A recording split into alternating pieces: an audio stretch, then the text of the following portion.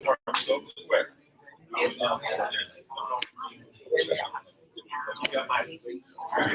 Yeah, I think the state, so I need to find out what the state is. Because we keep saying different.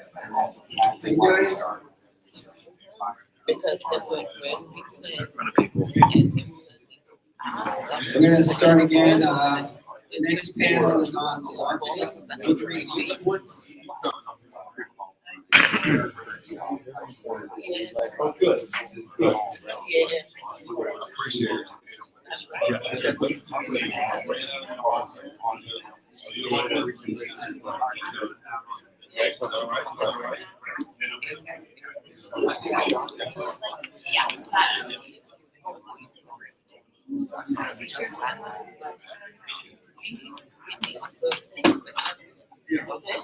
We need to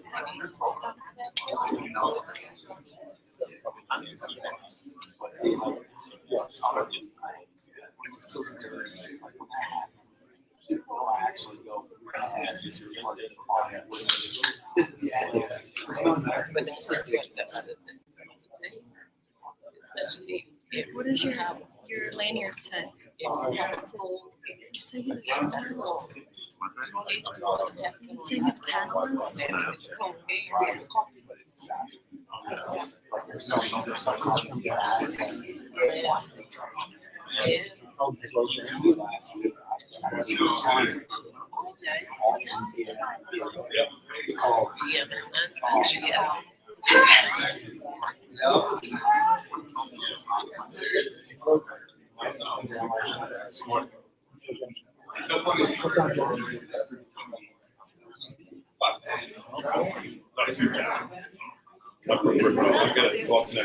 Just like to say a few words. I'd like to thank everybody for coming down to the second day. Appreciate that. You guys are real troopers.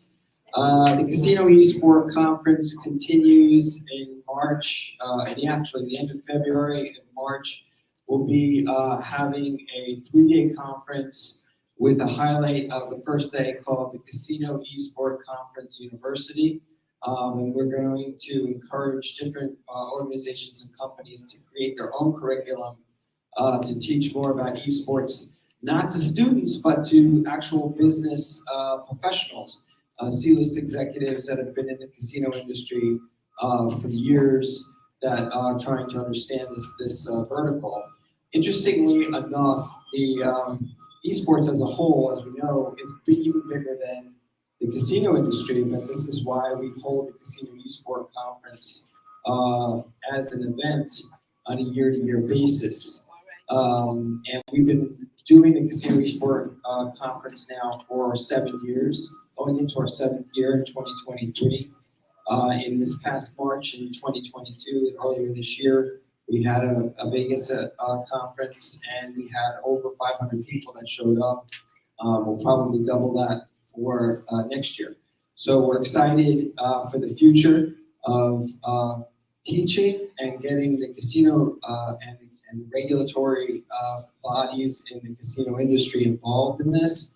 As I said before, this is esports is a $1 billion industry, will be a $1 billion industry, or is a $1 billion industry, much bigger than casinos and the entertainment industry. So it's definitely growing.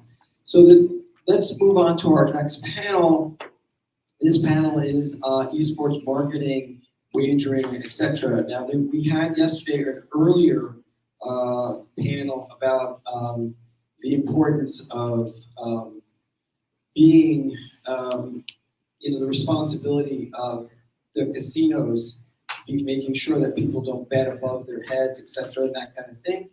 And this is all part of the conversation of how to be, that A word, the authentic, and having the integrity towards the people, the younger people that are coming into playing esports, and then if casinos start getting into it as far as the wagering is concerned, making sure that they're not betting too much or losing too much money, etc. And they're just doing it for mainly entertainment and fun.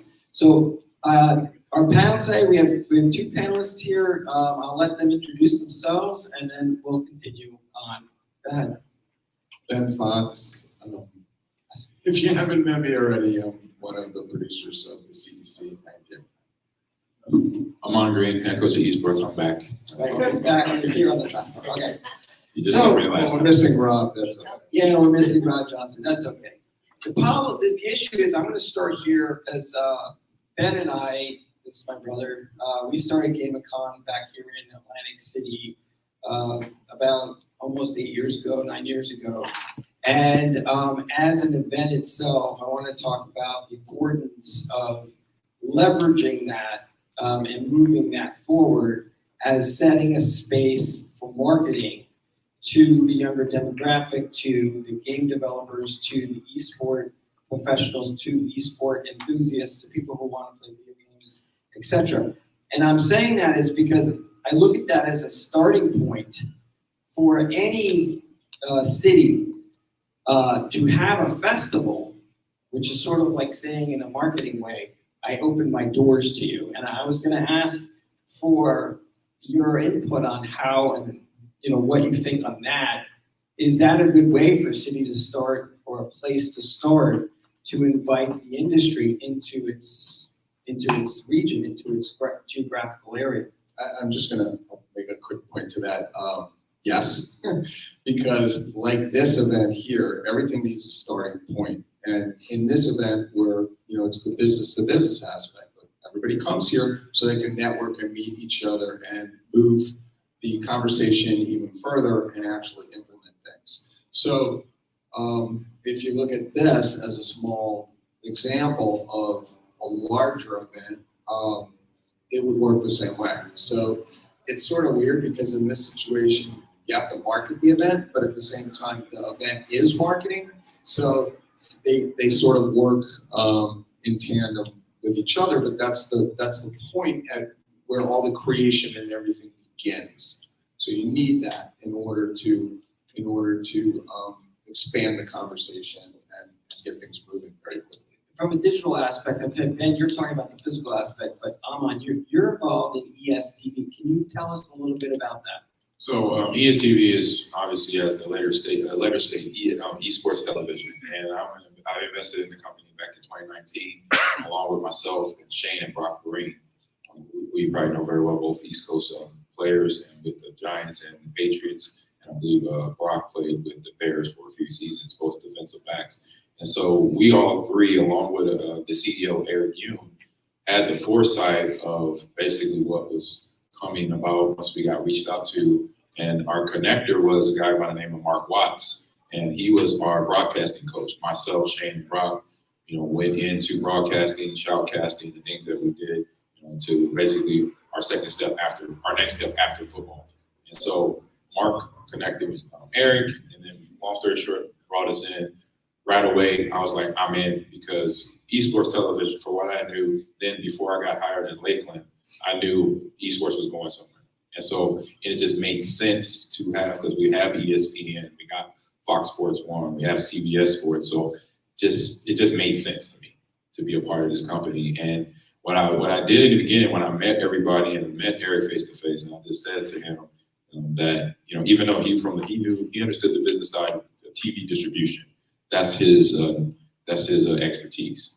And so from that, I was like, great, because I understood what distribution is overall, the business aspect of it. So I basically said, okay, you do that, but let me teach you some of the verbiage, some of the phrases and definitions of what the esports world and business world is, because just like any business industry, you kind of have to have knowledge of it if you want to go into it.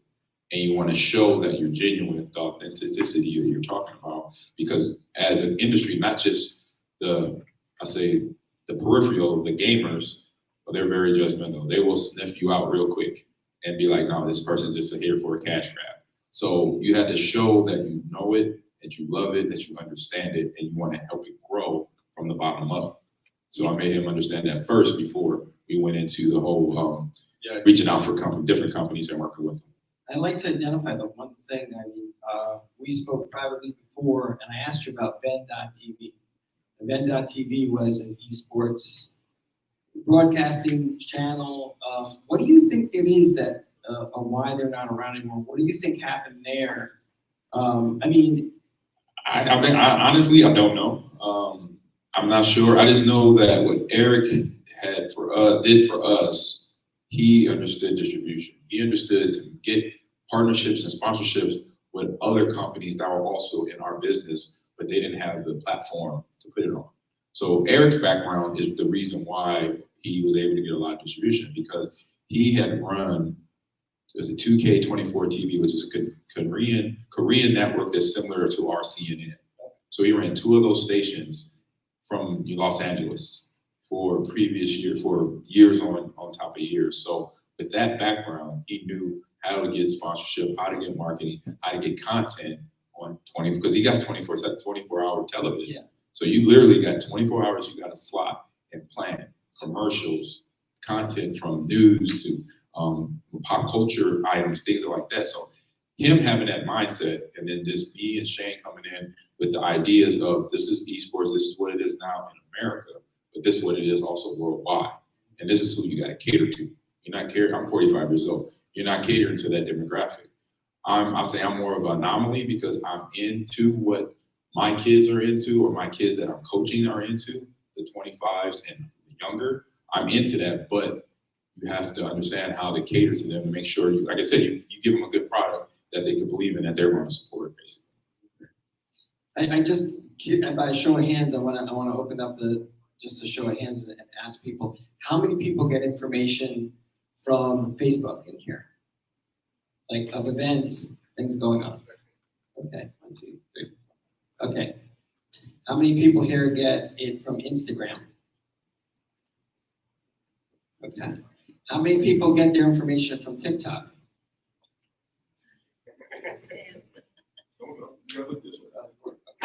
How many people here get their information from Discord?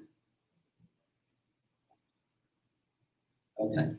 So I asked, it's interesting because I asked those questions on how many people get their information from Facebook, and the demographic, of course, skewed to be a little older. How many people get, they're from Instagram? That demographic actually seemed to be more female. And then I asked how many people from TikTok, that was a mix, but a younger audience. And then you have how many people get their information from Discord, and we had 2 people here, probably video gamers. So there is a vast amount of marketing and areas to market to. And as social media has progressed and moved forward, I mean, we're streaming on a YouTube channel right now, but the question is, there's so much out there. Where do you begin? I mean, how do you start if you want to do an event, a live event, or you want to get more viewers for ESTV? Where do you move to? What do you do?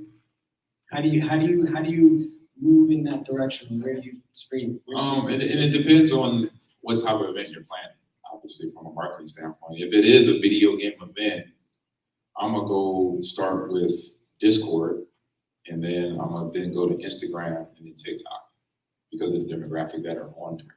So the normal demographic on TikTok is between ages, I say 13 to 30. And that's the gaming age right now. I remember going at PAX West Seattle back in 2016, 2017. I'm sitting there playing around a Halo with some gamers. And at that time, I was 39 years old. And one of the gamers asked me how old I was, and I said 39. He said, "Oh my God, you're prehistoric." And I'm like, "How are you?" He's like, "Oh, I'm 29. I'm like, "You're 10 years younger." So that's the age bracket. So it's just interesting how that is. So that's where you got to go to put out your social media posts, put out links, put out sign-up sheets. And Discord, there's only 2 of us, right? So Discord is pretty much the gamers' app to talk. I mean, if you are a hardcore gamer, you say Discord, you know exactly what that is. Just like if you work in Wall Street, you know what apps are, that maybe LinkedIn that's the way to go for there. And every business industry has their conversation app that they're in. I would say what I've seen so far. And Discord is definitely for gamers. I mean, talking about marketing in there over the summer, it never went through. I wish it did. It was a company that reached out to me because they seen me stream, they seen me do what I've done at Lakeland coaching. We were going to do a similar, if you watch the Pat McAfee show on YouTube, Anybody watch the sports betting, former NFL punter for the Colts. So similar to that show, or anything Barstool Sports, you see anything they do. So this company reached out to me. Like I said, I wish it went through, but I haven't heard back from them. So, they just keep it moving. But they wanted me to do a show on Discord, similar to the Pat McAfee show. So that brought to me, that's got my mind running. Like, why I didn't think of that? It's like, okay, because Discord is an app. You can have phone calls. You can have meetings. It's like similar to Teams or being on Zoom. You can have phone calls. You can have meetings virtually, and you can stream your game, or you can stream whatever you're doing.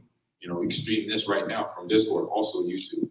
I didn't ask about Twitter, but Twitter Twitter is also common, and there's Reddit as well. But there's all these many different platforms. LinkedIn as well. You can stream on LinkedIn. My daughter actually goes on Discord, and she's playing games with her friends at night, and they basically fall asleep on it.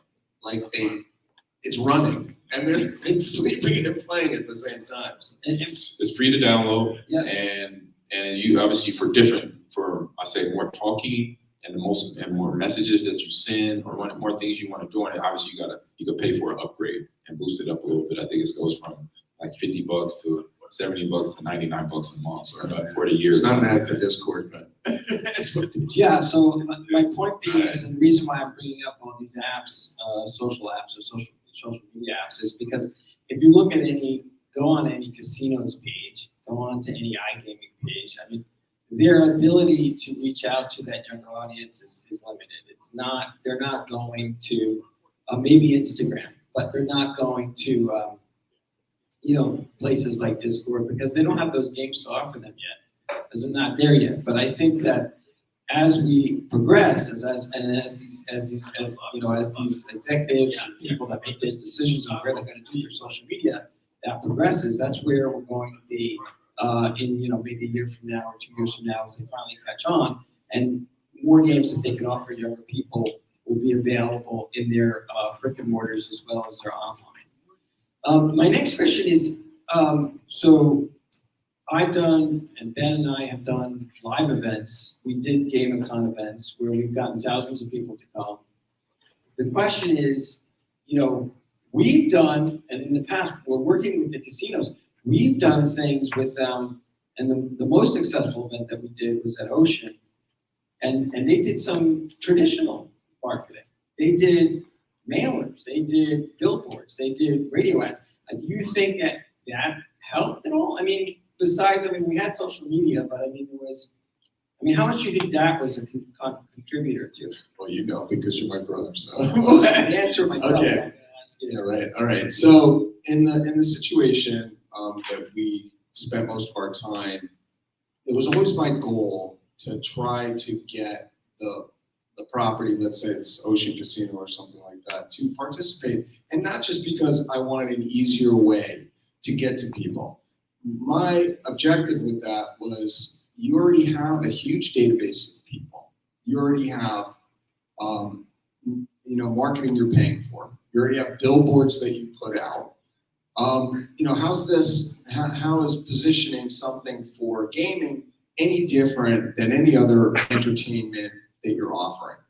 And I always threw in the caveat that most gaming events or things that are to attract gamers last longer than a 2-hour concert that Beyonce has, all right? I mean, in that respect. So the residual that they could have gotten or did get in the case of Ocean was a lot greater than actually what they were getting from a concert, which was usually locals for 2 hours. They'd come in, they fill the place up, maybe they gambled, maybe they wouldn't, and then you have other people visiting overnight. But it always seemed to me that it was just that 2 hours, and that was it. So I always went at them and said, look, use what you currently have now.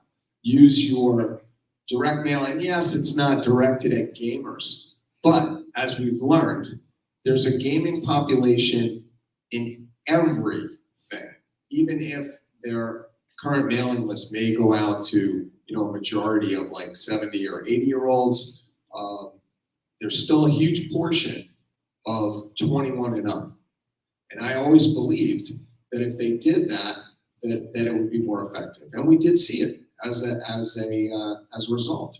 We saw that in the case of Ocean, we had a billboard that they dedicated to the event before we did the event. But it was small little steps. They weren't really in it. But even the little that they did had a big impact with their own marketing that they currently have. Now, of course, when we do an event like that, we put it on steroids because we start bringing in a lot of the social marketing and that enhances it so that it expands beyond there. But all these events we did bootstrap, so they were very grassroots, and they didn't have the kind of impact that they really needed to do to get to the mass level, which is something we're working on. So I just want to mention one thing. By a show of hands of people in the room, how many people here either play video games or know someone that does play video games? Okay, see that? So if you were to get a mailer from your favorite casino, you know somebody who you're gonna tell, hey, they're having this event. So that was my point. That's the point, is that even if it's somebody's grandma or grandfather, they have a grandson or they have a son or somebody like that that's into gaming. Okay, It's one person that knows about it that just tells someone else that knows about gaming, even if they didn't get it on Discord, or even if. So you've been involved though, Aman, in regard to some of these Madden tournaments. I know you worked with Larry on those, and you were at casinos. So what was your process in trying to get? Well, the Madden community is one way, Yeah. and you focused on that. But I mean, what about spectators, things like that? For the competitors, we say to them, obviously, you sign up for this tournament through either Discord and or your email. And it's a website that is set up. So having those two or three elements right there, because it's all just click and go. And I would say also don't have it where it's too many steps. It's like 1-2 steps and you're signed up for Compete Forever Madden tournaments. You don't want to make it beyond 2 steps or 3 steps, because then you lose, like I said, you lose their attention, and it becomes actually too complicated when it's the 3rd or 4th step. I'm like, it's not that hard. But if you want to make sure maximize, keep it real short, make it where you just put in your gamer tag or email, and then everything else shoots back to you. Just like a lot of what I've seen today and through this event is people having a QR code where you can just scan it with your phone, which is most gamers have. They have cell phones. So making it more easy for them to sign up for the event and then gather information just as easier, that will, I'll say, be an early flag, green flag for your event to be successful. Yeah, that's a really great point in marketing to millennials, Gen Z, and even X, because the attention span, I can say for myself, my brother knows this. There's the old expression, the 15-second elevator pitch. If you're able to get your point across, then that was good back in the day. But today we don't have that. I mean, you literally have like 2 or 3 seconds of yes or no. It's like swipe left, swipe. I mean, that's the world we live in. So that message has to engage them the second that they click on that. Otherwise, in the marketing. That's the success of TikTok. You don't have videos that are very long either. Even those videos are like a minute long, and people will just they'll flip to the next one. So And not even watch the first 3 seconds. So we have audiences out there, or younger audiences, that have very short attention spans. Agreed that you have to have very limited steps for them to sign up, to find out, to get involved. What about leveraging, people and esports programs? And that's what we're going to get to. We spoke about that earlier. I mean, how do you start a program? That's actually the next discussion. But how do you start a program, for example? I mean, Aman, you're from Nebraska, okay? You went to school in Nebraska. Yeah, I'm from there too. Yeah, okay, so you're from there too. My point being, and the question I want to ask you is, when you have an alumni that's really back and they love their football program, as you were part of their football program, etc., how do you market and establish and create a new esports program. Do they have esports in Nebraska? They are just getting it started. Right. In my opinion, it took a little too long, but they're getting there. But so you have this sort of like in every industry, just like in the casino industry, you have people at the top that are going like, yeah, why do we bother with the esports stuff? That doesn't make any sense. You better bother. Right, That's what I right, say. right. But I mean, they're so their minds are so based on tradition, football, baseball, Yeah. general sports, and then you bring in this sort of like something that they know their kids play Right. or their grandchildren play. What do you think how do you get beyond saying, well, we have to put some money towards our program here, we have to put some money towards marketing for this? Right. How do you get the executives at the top and the board members at the top to say, this is a good idea, let's do this marketing campaign, let's try to create this program? And I'll say what I've done in that process first is, I'll say for one, for all the pro sports that you mentioned, I mean, it took hundreds of years to really get Major League Baseball, NFL, NHL, basketball all in stride. I mean, we're just now getting to the point where the WNBA is now holding water, which is a great thing. So what I always start that conversation with, and I didn't have to do it with Lakeland because they already had buy-in. I just educated them. They were asking. They didn't have any other sports though. They got traditional sports. They got all traditional sports, but they just was getting esports. And the reason why they were all in. One reason why they were all in is because the student body went to them. So a student body group, extracurricular activity group would basically meet once a month on campus in the tech lab and play games for fun. And then the serious ones that were the organizer that became my team captain, well, actually both of them became team captains for my League of Legends team. And so they, before I was hired, went to school president, David Black, Beth Morgan, and said, back in 2017, we want an esports program. So it took Lakeland 3 years before I got the phone call that we have a program, we have a budget, this is what we're going to do, and this is what you got to do once we're hiring, you're hired. And so that 3-year process was the kids asking, and student body wanted it and asking for it, and then the school executing their demands and listening to the students and what exactly they were looking for. And then once I got on, it just so happens I had been in that space at that time for 7-8 years. So I actually knew exactly what the gamers wanted. Do you have a marketing budget for that? It's built in.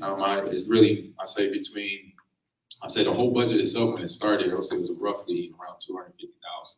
And that included, that was phase 1 and 2, which we just finished phase 2. We started with 18 gaming PCs, now we have 30. So we have another 12. We had another 12 that was installed this past summer. And then phase 3 is actually getting our own building built. Right now we're in an old wrestling storage area, which actually is 3,000 square feet, so it's not small at all. And the way I was able to design it, put the carpet down, space out everything, it looks pretty good. Yeah, but what or why?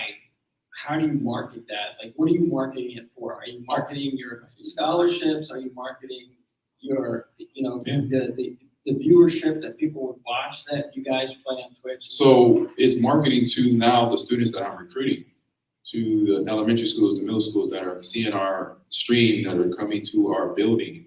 Because on the outside looking in, it looks like an old warehouse. But when you walk through the door, then the carpet is similar to what's in here. Although our walls are black instead of white in here. And then we have a big sign in the back that says Lakeland Esports that got put up and just kind of finished it off. We have a video screen that's a main stage. Then we have another video screen that's all for viewership. Both are for viewership. And we have, seating, couches and chairs around the facility. So for every school, teacher, administrator, parent, recruit, and students from day one came in there, they're basically like, oh wow, this is awesome. Right. So and then to market to the students in high school that want to come to Lakeland that are involved in esports, you can possibly put up clips of these highlights of your location and that stuff on places like TikTok and TikTok, Discord. Discord. So with Discord, like I said, the beauty of that is once you have a Discord account, free to sign up, then I can send messages to the students, to the teachers, and actually join in my team or my group.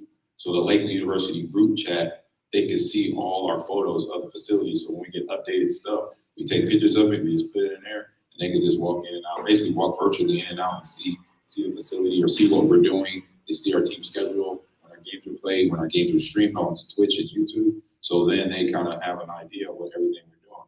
We actually have players in recruiting. I'm recruiting players right now where I could put them in the same chat room as my current players. Right. So they can start talking to the current players now, asking about me, how's Coach Green, or how does practice go, or, how they're just getting to do potential future teammates. So it's something that, when I was a high school athlete getting recruited, that was a part of my recruiting process. I go to University of Nebraska, Notre Dame, Michigan, and visit there. I'm meeting players, I'm meeting coaches, potential teachers. You can do that all from the home, your comfort, so you don't have. Exactly. So during COVID, from COVID to now, we've out-recruited all the traditional sports on campus, because starting with the year of COVID, because I was sitting on teams or I was sitting in Discord talking to parents, having a conversation of, I'm recruiting your daughter, I'm recruiting your son for Overwatch or for Call of Duty. This is what, and of course parents at that time, they were like, are you sure? Or, didn't you used to play football? What are you doing? And I'm like, no, this is legit. This is no scam. This is real. So once we got past, we're past that now, which is great. So now parents understand. And within the first year, we didn't have scholarships. Yeah. But 6 months in, I had to go to admin and say, from the budget, do we have enough to hand out scholarships, or can we plan for that in year 2?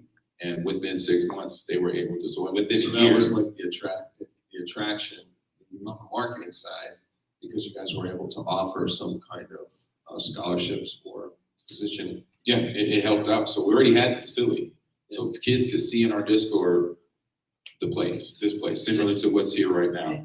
But then when I said, okay, we do have scholarships now that are, for 4 years, it's $12,000, so you get $3,000 for the year. There you go. And then now it's been picking up ever since then. And then that's the funny part about it, because like there's some people here from the Casino Control Commission and people from Bahamas, and also from the regulatory part of that side, people involved in the casino industry. And it's really interesting that you say that stuff, because if the casino industry starts offering opportunities to play and people to engage and have fun and entertainment in the casino, what would it take? Oh, you're a marketing person, you're a social media person, walking around the casino floor, taking little snips of, well, we're offering this, this is here for you. And then connecting with those communities on places like Discord, on places like TikTok, on places like Reddit and Twitter. So it's funny because it's like they feel that the barrier to entry in connecting to these younger people is very difficult, which brings me to my next comment in regard to, well, if you are going to market to 21 and older Gen Z millennial markets, we had a talk on responsible gaming yesterday, and being in the integrity part of it, where someone finds out or a gambling establishment will promote a tournament or will promote something like a peer-to-peer play or head-to-head play within their property, and trying to get younger people to come and do and participate in that.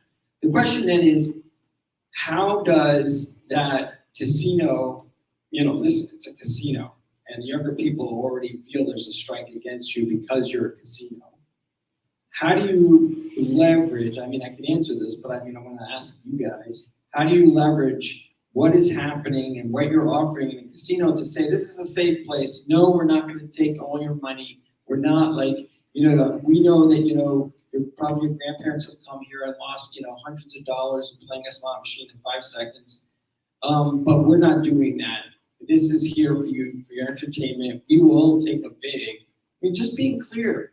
That's what I'm saying is like, how do you connect that and send that message out to younger people so that they really feel like there's something for them to do when they get to a casino, whether that be in Vegas or in Atlantic City? I think it starts with the messaging from the property itself. There seems to be like sort of a disconnect in the philosophy. With the younger generation, it's kind of like you set the table, they come and eat, okay, and you don't sort of tell them what the bill is going to be before they sit down. They're enjoying the meal. So what I'm trying to get at is the mindset right now is there is money to be made here, okay, from the casino's perspective as entertainment venues and things like that, because that's what they offer and that's their offering. But the focal point always seems to be back on wagering, of course, because up until now, that's how they've been able to cash in or make the most amount of money from the people that happen to visit them. But that does exist in the gaming world, but it's a little bit more. It's not in the traditional sense for them, so it's very difficult for them to gravitate and understand that that's going to come. But the most important thing I think is really kind of what's happening now, and that is in messaging. They have to have enough confidence to believe that there's a big enough market in video gaming that's out there, and there is. Half the world are gamers. So in taking that market and knowing that it exists already, it should be enough confidence to know, okay, now we need to build programs. We need to get these people here. We need to provide for them once or understand them in a way. And really all that takes is just a lot of these people sort of getting outside of what they currently see or what works for them now and trying to focus in on what the customer wants or what these new players want. That emphasis, not trying to get stuck in the traditional historic model, but rather try to incorporate and talk to people like ourselves who understand that, and Aman brought this up before, he said, most of the stuff is built from the ground up, and in the situation with casinos, they've been in business for so long, they feel that they already have the up part, so they don't really feel the need to start at a base level, but you have to. Yeah. In marketing to these generations. Yeah, I mean, Aman, you work with a lot of younger people, obviously, who are competitive. With those guys, I mean, how do you broach it to them? I mean, what's their attitudes towards playing what they do if they could play for money in a casino? Well, either way, with the younger generation, I'd say even when I was a kid, just be honest with me. Don't shoot me the BS. Yeah. Be straight up. I came in the building, my first year as esports coach, I said, look to my players, the 41 players that I had, football, baseball players, everybody that was in the room. I said, look, I don't play every game. League of Legends, I know nothing about it. I know what type of game style it is, but you gotta have to help me with that. So just be honest from the jump. And you do that, then it's easier to grab their attention. I'm gonna piggyback on what Ben said about messaging. Very important. And if you do messaging in the right way, like I say, be honest, be upfront, don't sugarcoat it, don't try to hide stuff within the messaging. The messaging is the messaging. For example, I think it's the Rio in Vegas. They have they went beyond that and built the wall has been there. They're called this area in the Rio Hotel, the wall. It's just like this. It actually has a bar, has a soda, get drinks, and you can order food, and it's open 24/7 from the casino from sun up to sundown because gamers, they are night creatures. Yeah. They will game. So that is a messaging. They say, you know what, we just built it. And now families, like, I remember getting invited there, and I'm like, I've been to the Rio before, but I never knew this was here. Oh, we just built it. We just did it. And sometimes you have to do that. If it's a leap of faith, or if you're studying the analytics, the numbers are there now. This was I want to say this was like 2014. So the analytics wasn't like, oh my God, jumping off the paper, but the wall and whoever they're part of Caesars, right? Yeah. So that Caesars group said, you know what, the number's not there, but you know what, I think this is something we need to try and see what happens. And It's one thing to put it in, but it's right. another they need to market it. Right, through the message. So through the messaging, through a young person saying, oh, they just did it without us even knowing or asking about this. So that's another way to approach it. It's a little aggressive, and it might be a little over under on success. You don't know, but if you do that in a time like this, and it hits, and it most likely with gaming, it's going to hit. If somebody here in AC decides to do that, is going to hit now because that's where the mindset of the kids like, oh, thank you. You know, I We like. didn't ask for it, but Yeah, it's I like nice to that. find I it. want to talk about the messaging part because we had earlier, and this is why I like to have this panel at the end of the conference because we hear from a lot of the industry. We had a panelist, Louis Alfieri, who is involved in the amusements industry, but he was talking about the actual communities, the Gen Zs and the millennials, and how they don't trust government, how they feel like they've been let down. So even if there's people here from the DGE, or was here from the DGE, Department of Gaming Enforcement, and or the Casino Control Commission, things like that. Young people, you can put your stamp on something. You can say, okay, this organization, this company, this online platform has been sanctioned and approved by the Department of Gaming Enforcement, and this DraftKings section is taking wagers on, and it's been sanctioned and legalized and everything. That doesn't matter to them. What will matter to them is the question. What does it matter? So let's go back to that. Well, the messaging. Okay, so from personal experience, I want to say that the very first time Ari and I ran a game of Con, I mean, we play. I play like Mario, like kart racing. I mean, that's my thing. I like it, and because I'm growing up playing with my kids. But I have to say that it took a little bit of time. It wasn't an immediate acceptance into the gaming community for my brother and myself. Even at the beginning, they wanted to know where we were coming from. They wanted to know where our minds were. We were running an event for them, and they wanted to know who we were and what we stood for, and whether or not we were part of their community. And it took just being genuine and actually caring about their experiences, and also relating to them the way that we could, because most of the game developers that had come to our events were themselves entrepreneurs and in business. So there was that connection as well. But they wouldn't have accepted us into their community if they saw us walking in there with a suit, and a briefcase, and said, let's make some money together. This is like, that's not the way it works.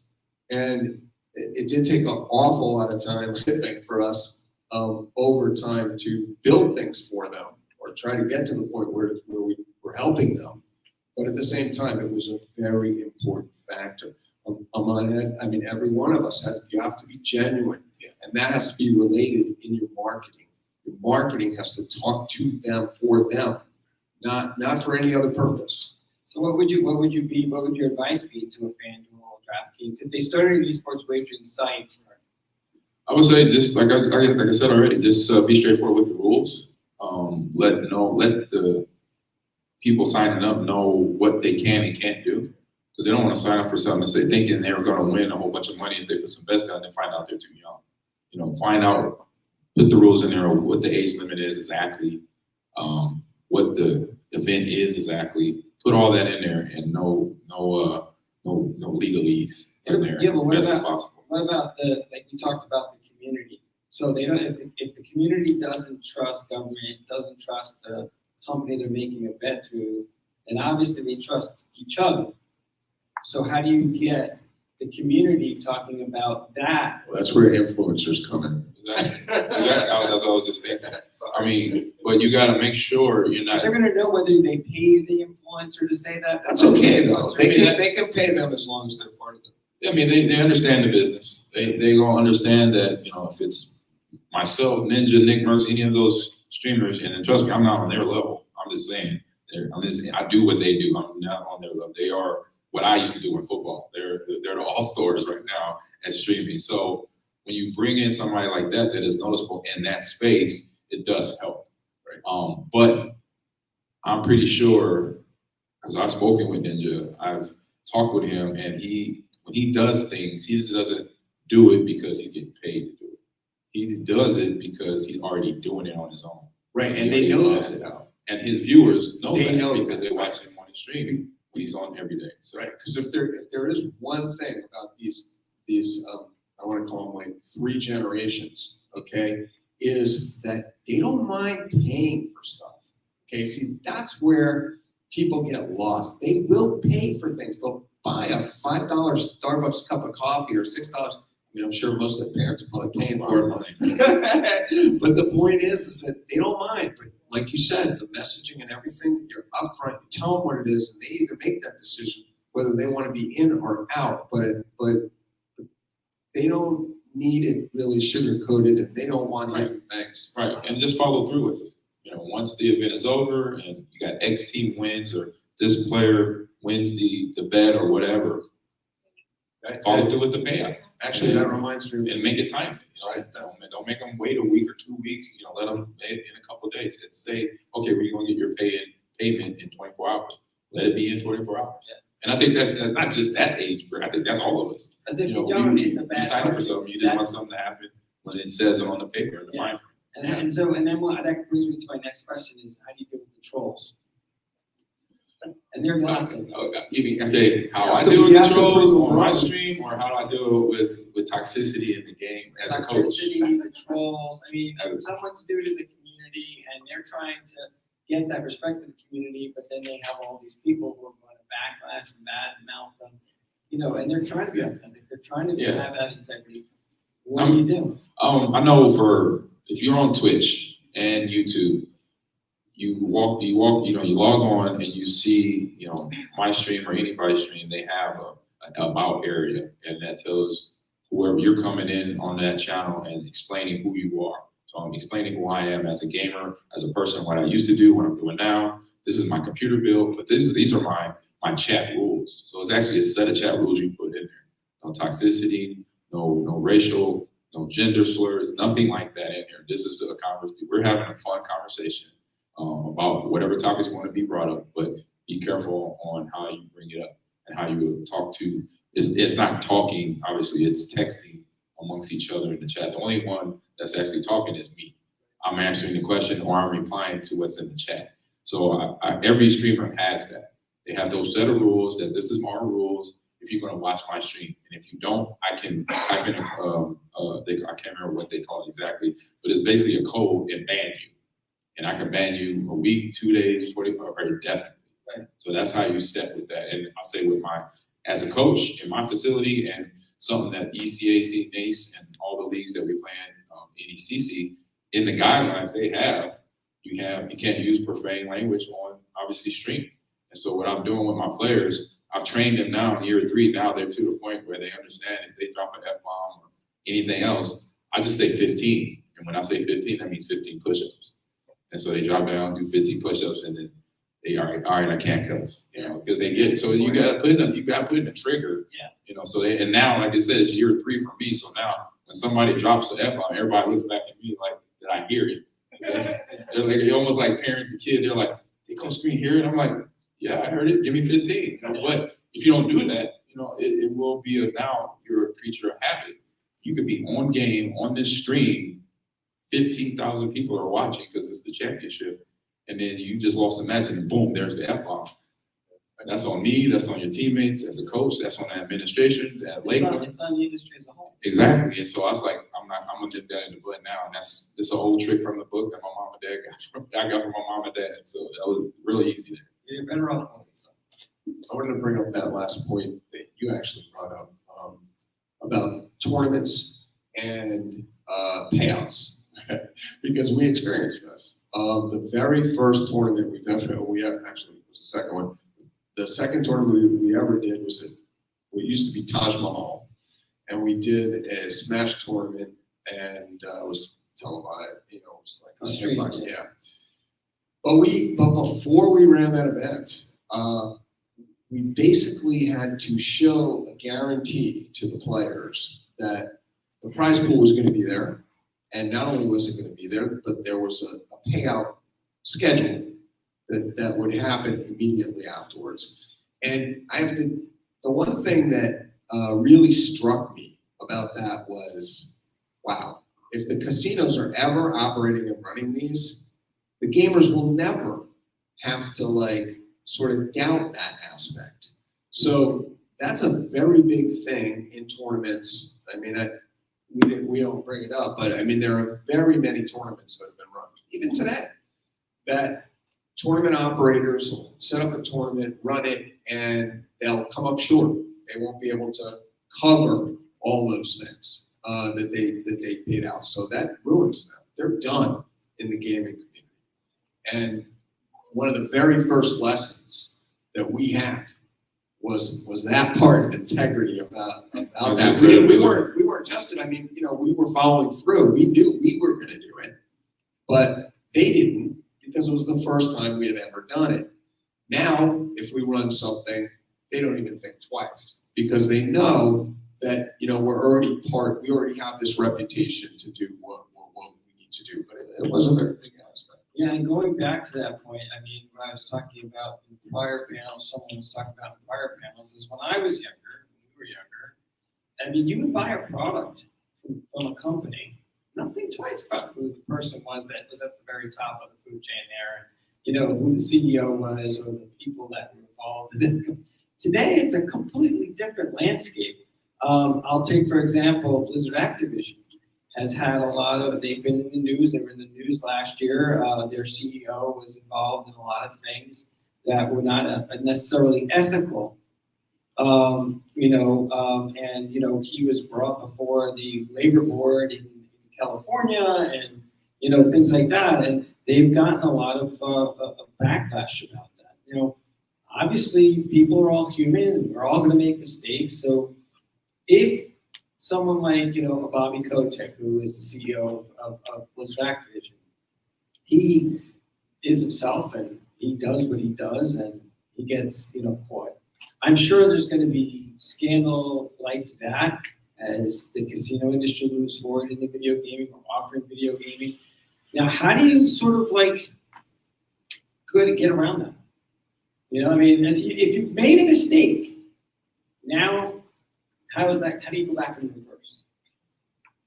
With this new generation, man, it's tough. It's tough. Does it mean you have to change the CEO? Does that? Well, depends on that CEO and his or her mannerisms, and their process. With Kotek, because I reviewed this article, I talked about this in length on my podcast, and the part where he kind of, I'll say, lost the younger generation is the part, because at first I think he went down and say he cut his salary in half to have then classes be brought in for leadership training and development. And to hear that from me is like, you should have that already. Right. Because you're a multi-million-dollar company. Right. And you have everybody represented in that building of ethnicity and gender.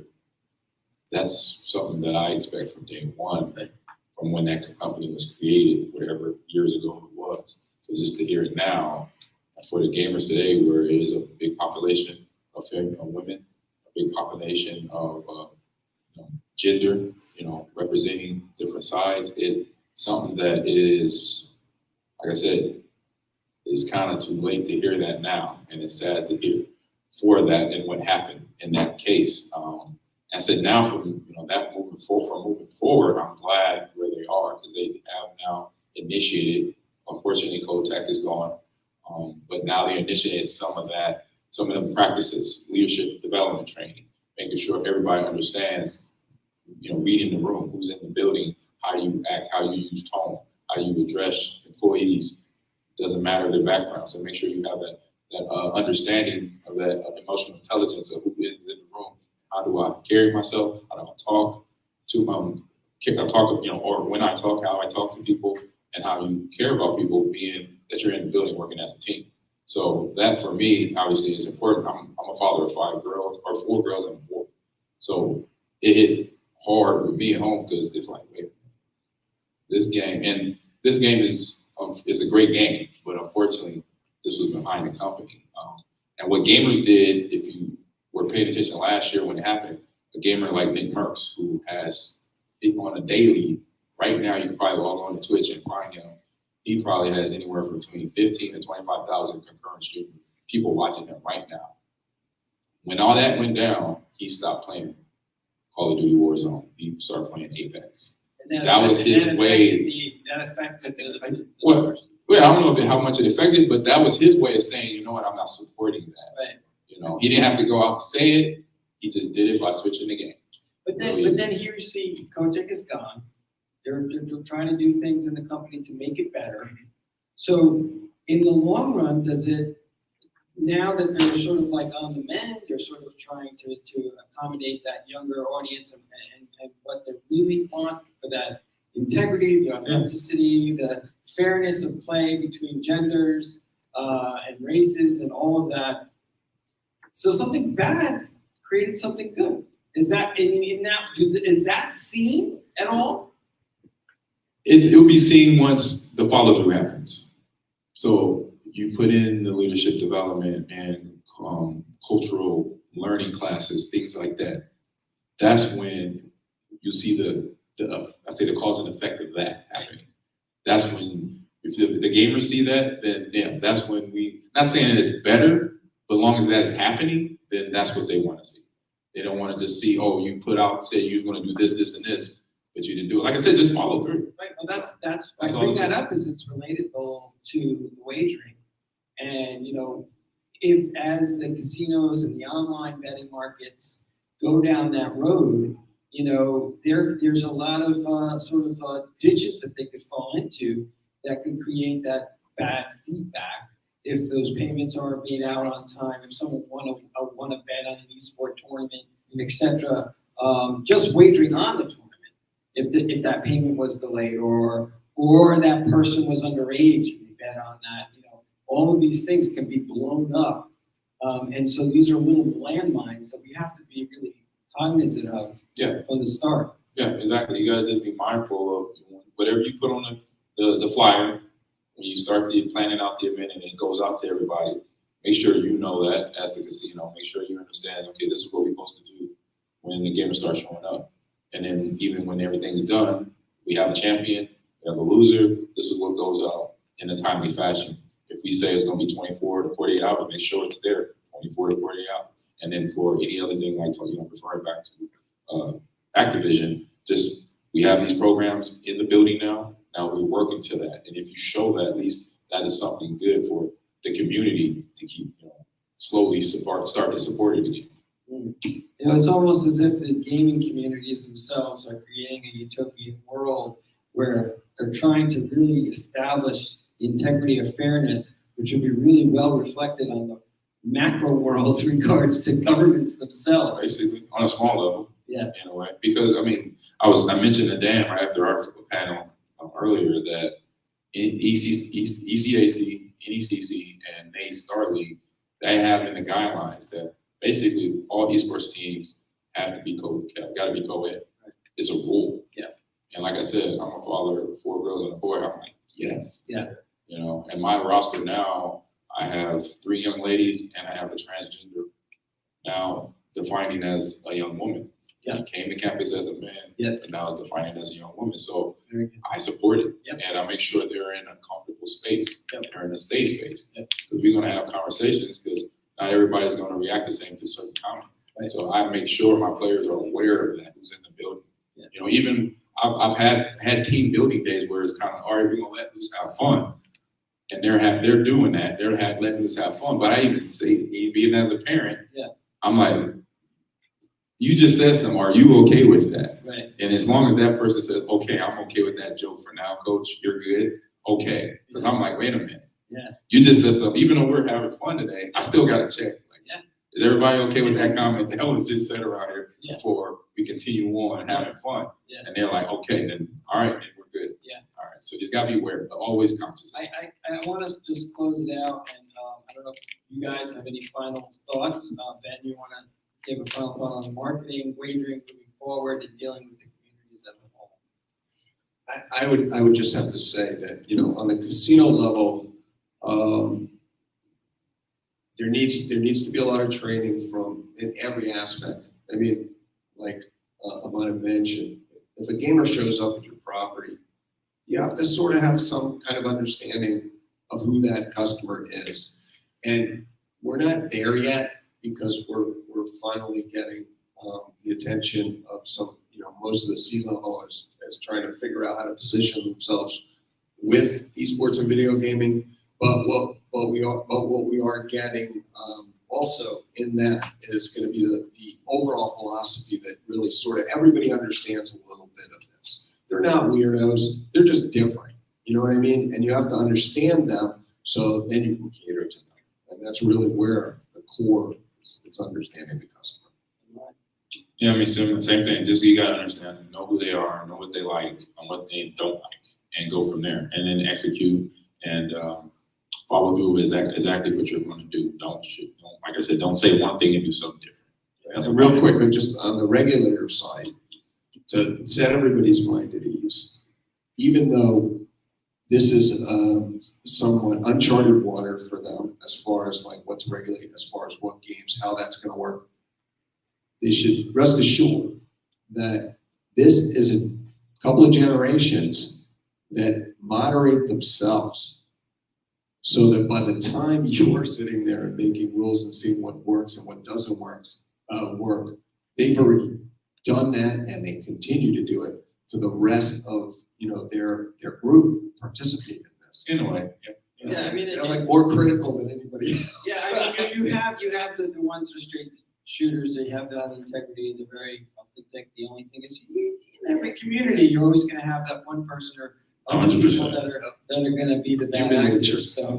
But overall, it's a different type of world. And before we close out, we're gonna have lunch soon. Are there any questions anyone has that we covered and about anything? We'll just take a few seconds. Anybody? Nope. All right, so we're gonna break for lunch. It's now 12:10. We're gonna resume here at about 1 o'clock. That'll be our last panel of the day. And that's it. Then we'll have closing remarks by the executive director for the Esports Innovation Center, Andrew Walgus. And I'd like to, for my personal, this is the last time I'll be up here. I thank you for coming. Thank you for staying for the second day. It's very, very appreciated. And then hopefully we'll see you all next year here back in Atlantic City and in Vegas as well. Thanks.